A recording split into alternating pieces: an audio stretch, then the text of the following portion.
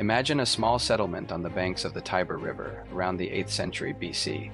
Legend says it was founded by Romulus and Remus. This tiny city-state gradually grew, eventually overthrowing its monarchy and establishing a republic around 509 BCE. This wasn't a democracy as we know it, but a system where elected officials and the Senate, composed of wealthy patricians, held power. Think togas, legions in their early stages, and a fierce sense of civic duty. The Roman Republic was ambitious. Through a series of shrewd political moves and a powerful, well-organized army, they began to expand their territory. They conquered their Italian neighbors, then Carthage in a series of brutal Punic wars, gaining control of the Mediterranean. Think Hannibal crossing the Alps, the discipline of Roman legions, and the growing wealth and influence of Rome. By the 1st century BC, the Republic was facing internal strife, with powerful generals like Julius Caesar vying for control.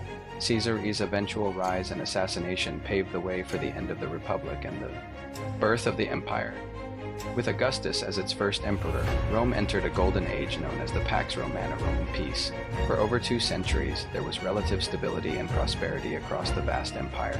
Think magnificent public works like aqueducts, roads that crisscrossed the land, and grand colosseums for entertainment.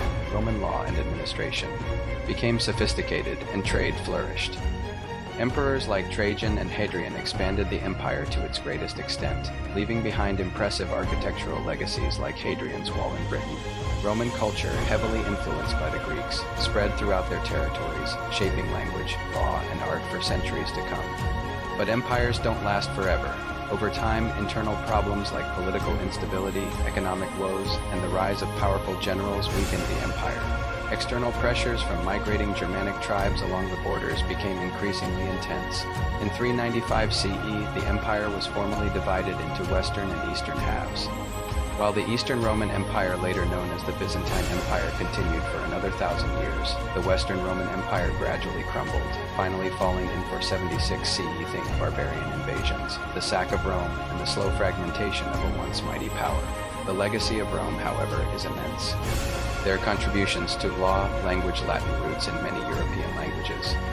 Architecture and political thought continue to influence our world today.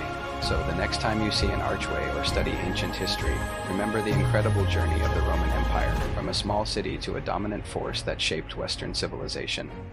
Follow me for more ancient deeds.